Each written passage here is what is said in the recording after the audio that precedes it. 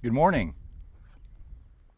Welcome back to another chapter of The Stars Above. Yesterday was quite the dilemma of a recording day, seeing as how Hurricane Whoopsie Daisy swooped in. But all is well. The storm has passed. I found my rain fly for my tent. That's good. But so far, the north winds have not yet returned the roof to my contraption, my shade roof contraption mobile.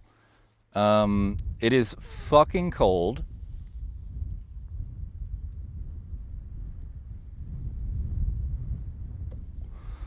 I do believe my nuts have retracted into my abdomen, but I'm dealing with it. So I'm going to get the show on the road. Today's video is brought to you by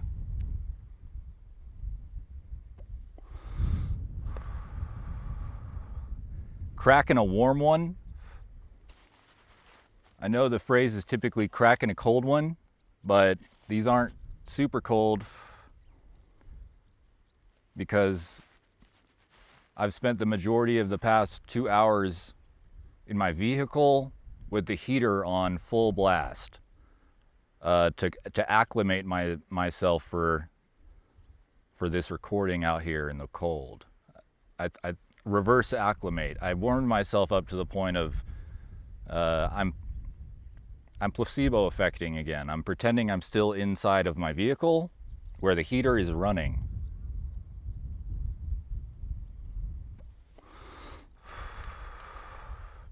So yeah, cracking a warm one. Go on if you want to join me and crack one first thing in the morning. Just cracking a warm one.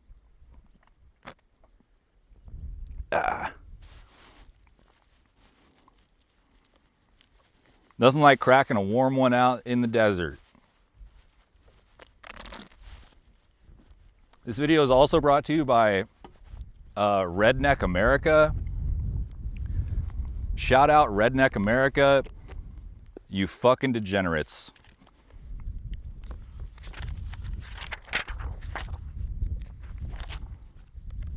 I chose this chapter for these two sponsors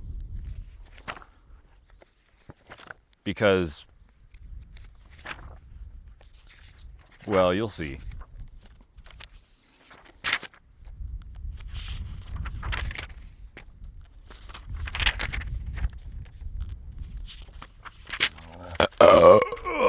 That's what happens when you crack a warm one.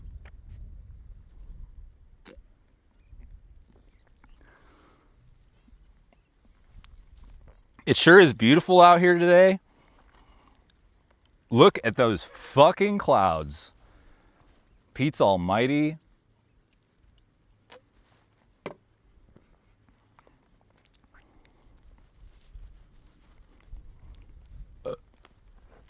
Chapter 18. Vile, bloody smiles. My mother was always involved with the degenerates of a filth-peppered world.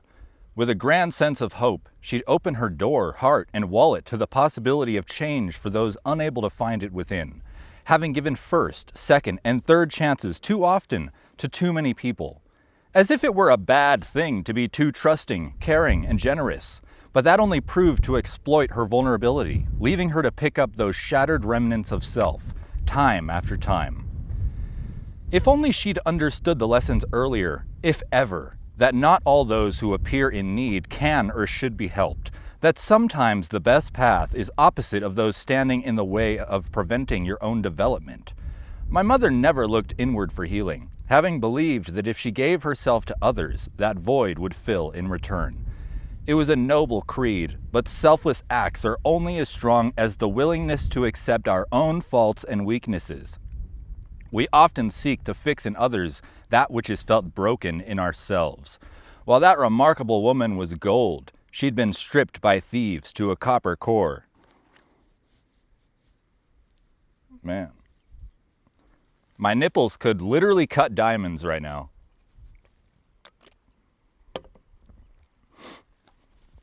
The freeloading rats my mother put a false sense of trust in became an infestation by the end of 8th grade, increasing her use of drugs while depleting any sense of self-awareness.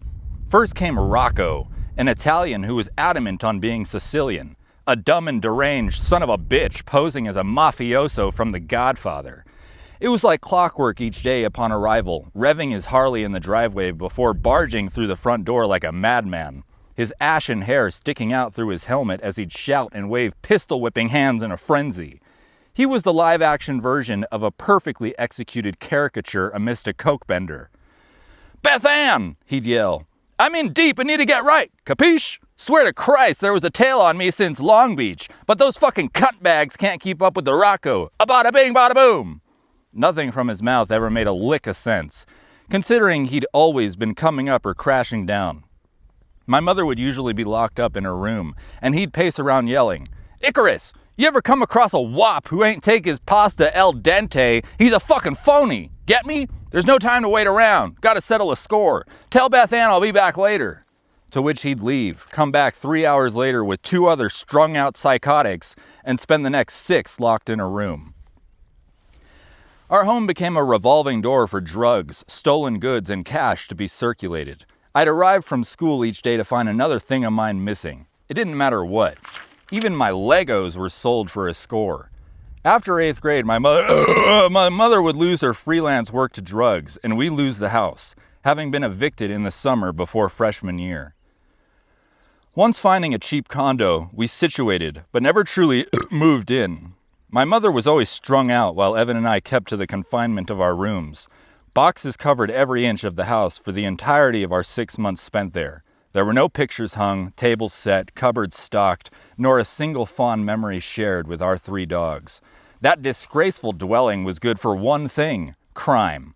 Our town was pristine. It didn't have trap houses, but ours was a prime representation of one.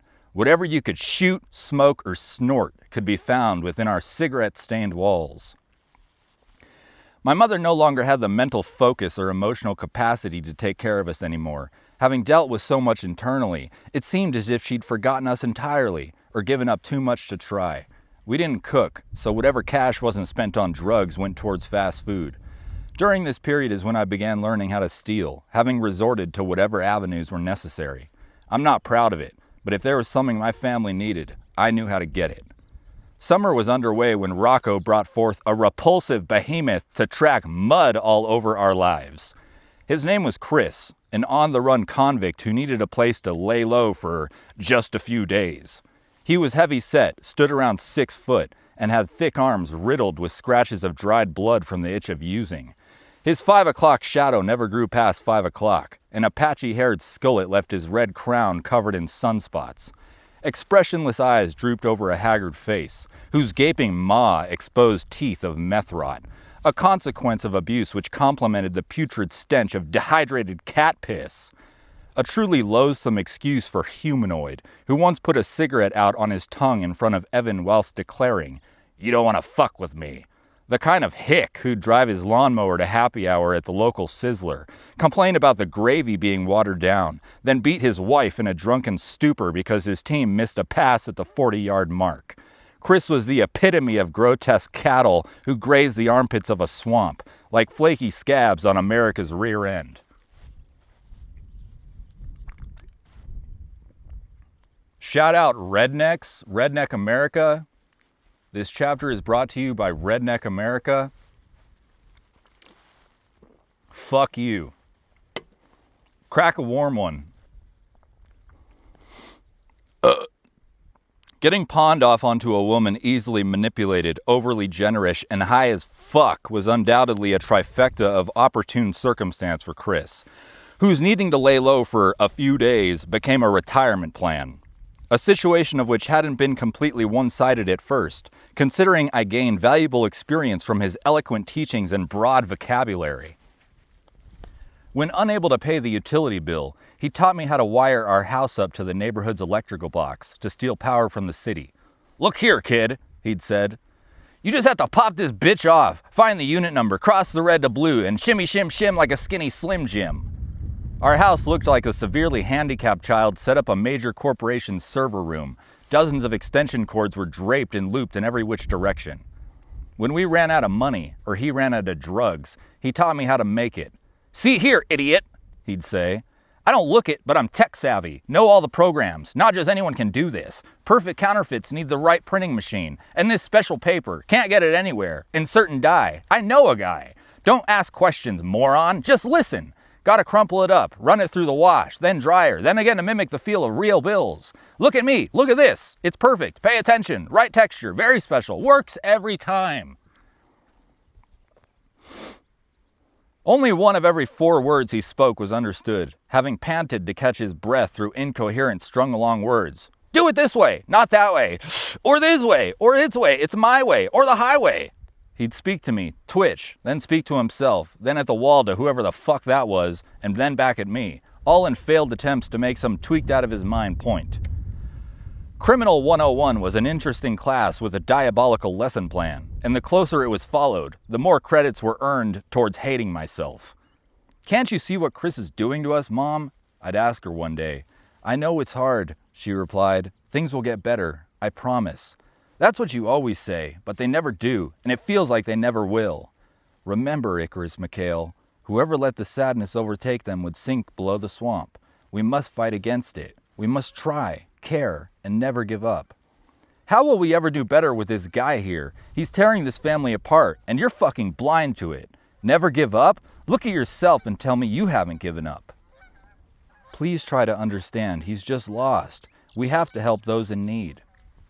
She'd say these things through episodes of total hysteria, having clung to false hope and delusion. I was no longer understanding, being too far gone, emotionally apathetic. What were the real reasons she kept him around? I'd wonder. It was as if some sick part of her needed his presence, a toxic codependency of which fueled disappointment and bled my sympathy dry.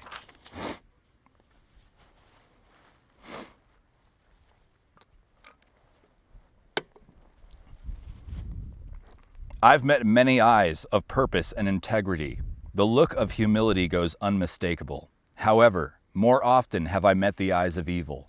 I'm no saint, but tread with care amongst fine gray lines, glancing warily to the corrupt and malevolent. To meet one's hollow gaze is to see into the soullessness of unprecedented rage. When eyes go cold, the dying breath of a man brings forth the savage animal, a primitive beast ruled by primal instinct. Once deprived of humanity's decency, dominion is forfeited to darkness. I was present when Chris first raised his hand to my mother. Red washed over his face like fire, worry lines wrinkled, brows sharpened, and a devious grin crept in unison. But his telltale eyes, those without repentance and beyond forgiveness, foretold the most. In that moment, a dormant strength built, and a love began to bloom once more, having stepped before my mother for the first time in my life.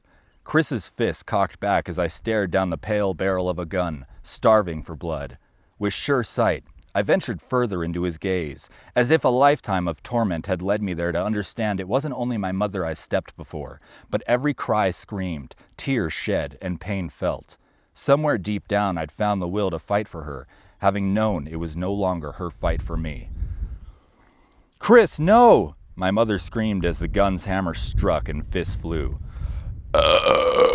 The force of his strike buckled my knees, having dropped like a ton of bricks. He'd put some mustard on that mitt, lathered it with the fear of God, baptized me with a red right hand, and left me slamming to the garage's concrete floor as a born again. Hallelujah! To think that hit was meant for my mother, that bastard. Her cries were reverberating in my head as I wobbled upright. Chris chuckled under his breath, muttering in a twisted tongue.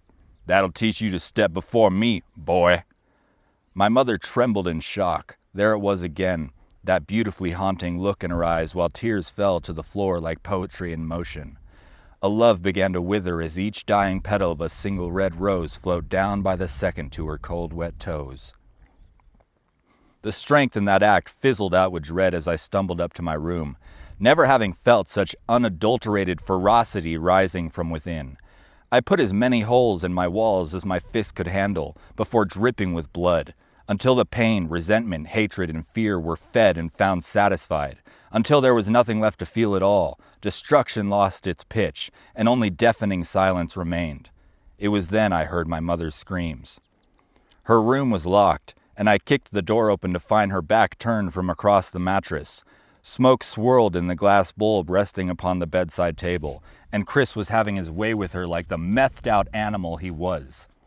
A smile stretched across his face as he looked up to me and nodded with a hand gripped around her throat. Manipulating control over my mother had become a game of which he sought to break my spirit.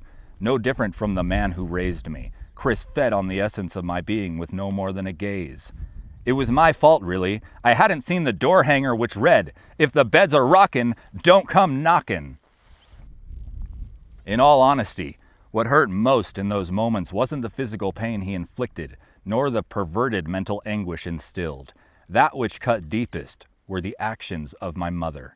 To know that after witnessing what he did to me, she still gave herself to him, having allowed that evil swine to feed. In such an utter sense of betrayal, it felt as if she'd break what heart remained inside of me. And at times, it feels like I'm still picking up those pieces, but I do so for her. I laid in bed that night wide awake, with fists clenched so tight nails broke skin. For hours I wandered in thought, contemplating whether the dog was in me to slit Chris's throat while he slept. I'd picture driving a knife deep into his flesh, tearing from one end of his neck to the other, carving a smile just as sinister as his own, watching as he bled out like a pig strung from a meat hook. But killing a man wouldn't have rid the monster's presence. It'd only act to feed the one desperate to grow inside of me. Woo! Time out.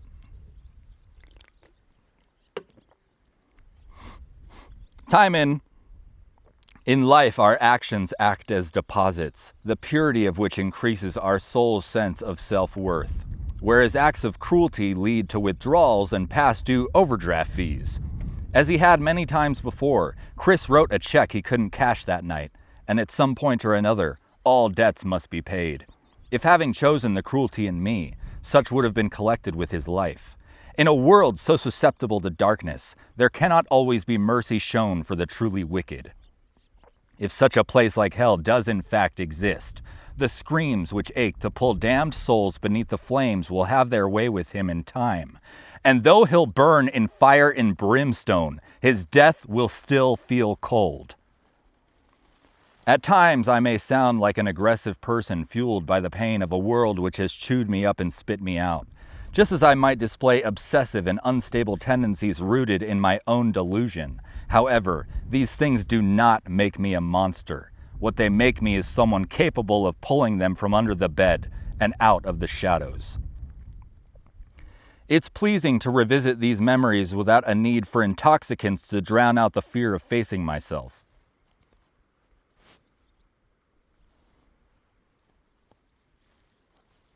Okay.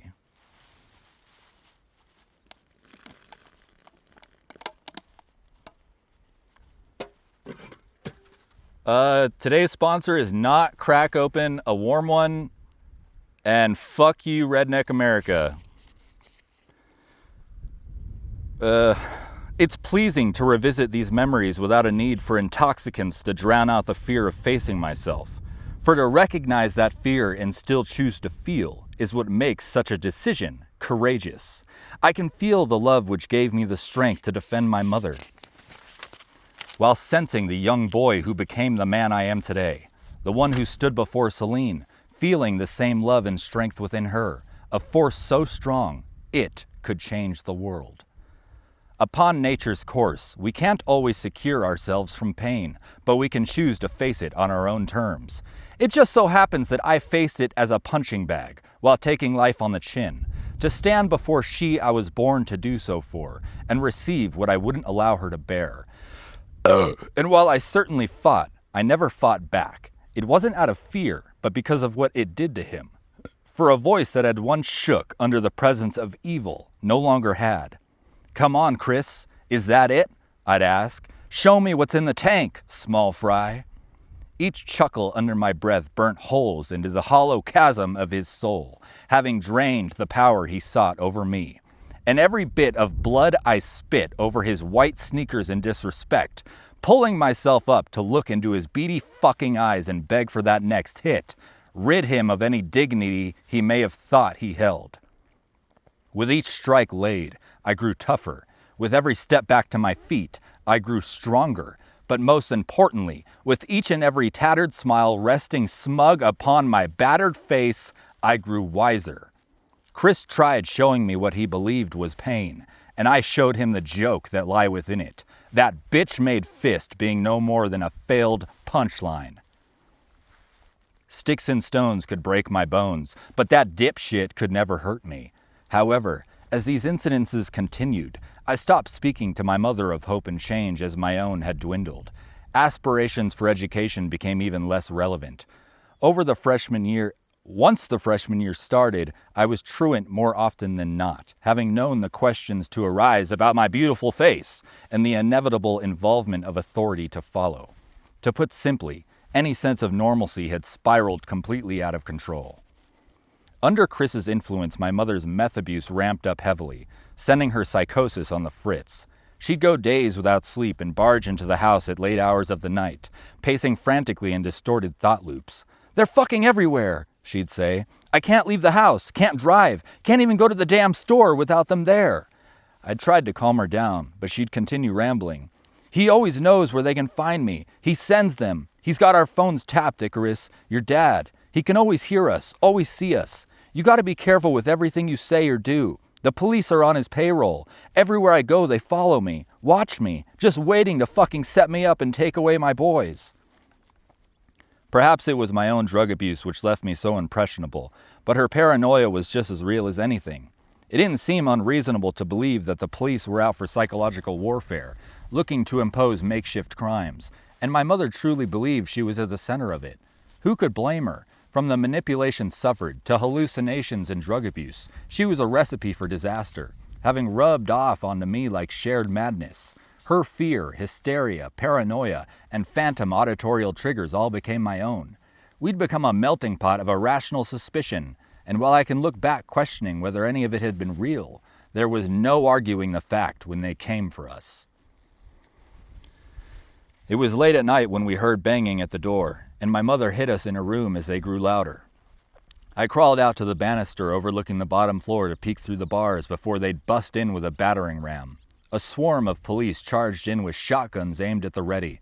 They then ran up the stairs and pinned me down with their knees before plowing through the bedroom door, guns drawn on her and Evan. They removed us from the house and threw her in the back of a squad car without telling me what the charges were. Chris wasn't there at the time, or he'd have been taken too. "Is there anyone you can stay with?" the officer asked me. I called a family friend and the police waited until being picked up. Evan and the dogs were in a safe place, but I had to be alone, having spent the night in the jungle gym of a park calling countless bail bondsmen. She'd be released after a few days and we'd return home to an eviction notice stamped on the door, having left promptly, Chris included. We rented a small yellow moving truck and got rid of most of our belongings, then found a room at a hotel within the same city. A smart choice for drugged-up crooks devoid of common sense. Being confined to the same room as Chris was maddening, having to listen as he had his way with my mother, dealing with the agitative states as withdrawals grew, watching as gutter scum arrived to sit in the presence of my family and break bread with crack rock, taking pulls of glass stone in yet another broken home. I'd end nights in the bathroom crying, curled in the shower with water running, if only to drown out my reality. Once tears became dry sobs, I'd face myself in the mirror, taking notice of another dirty syringe placed between our toothbrushes. I spent as little time there as possible, often calling cabs to leave.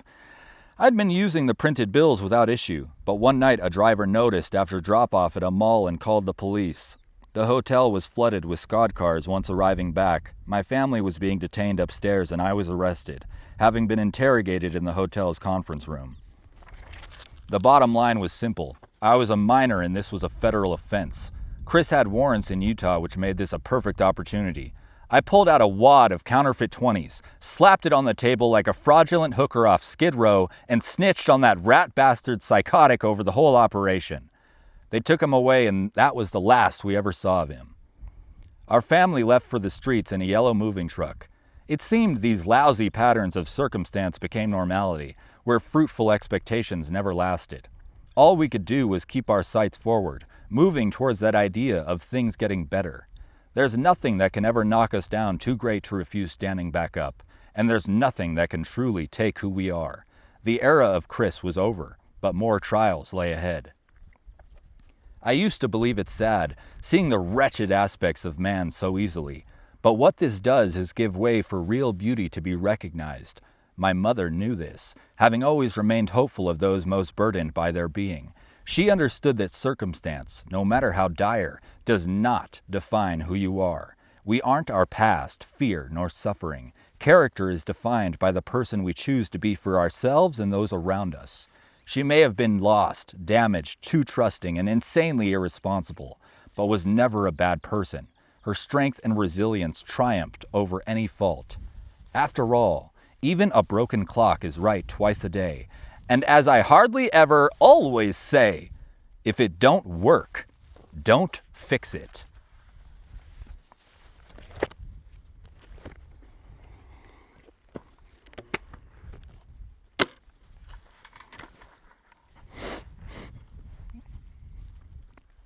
Whoa, Nelly.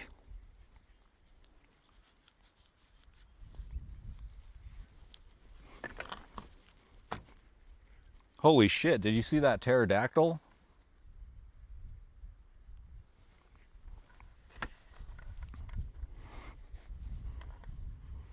Yeah, so,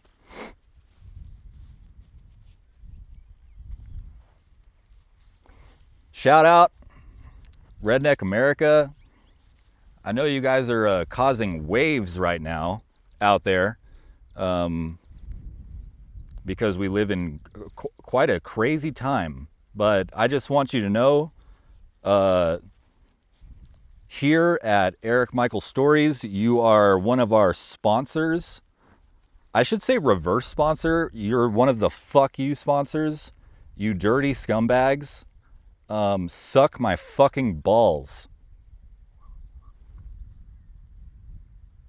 Yeah.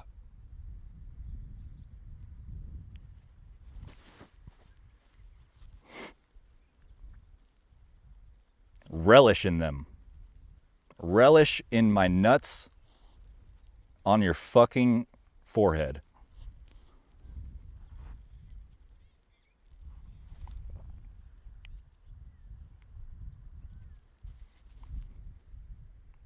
Let's just take a moment. Let's everyone just take a moment to relish in that thought. I am quite literally teabagging Redneck America's face.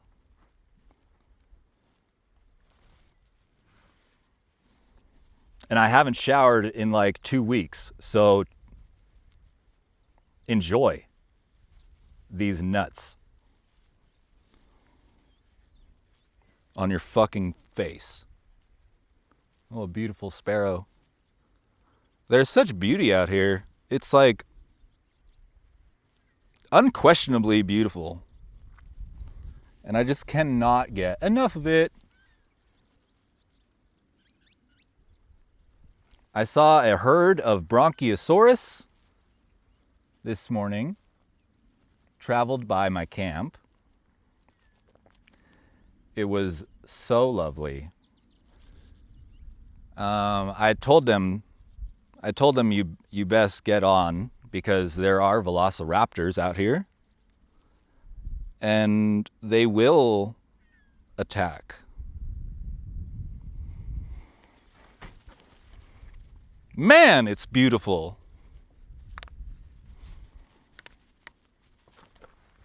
Well, guys, I think I'd like to try and take advantage of what sun I have before these clouds. There's clouds Clouds over here. By the way, get it while it's hot. This Redneck America outfit is only going to be revealed one time in this book. So, here. Get it while it's hot. Jesus Christ, it's so pretty.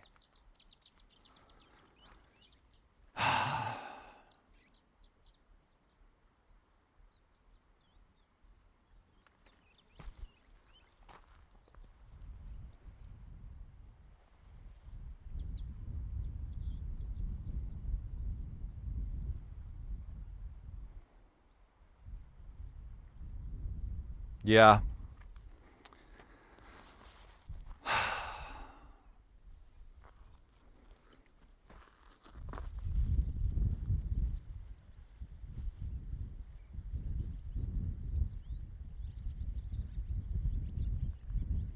Yeah, thanks guys for joining me for another chapter of The Stars Above.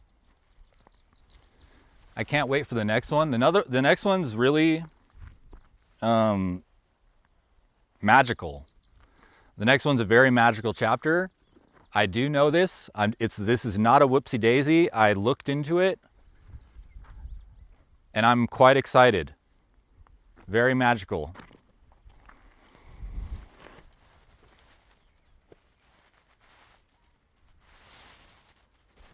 The maneuverability of these jorts is quite spectacular. Shout out jorts. I made these. And there's not much I can't do in them.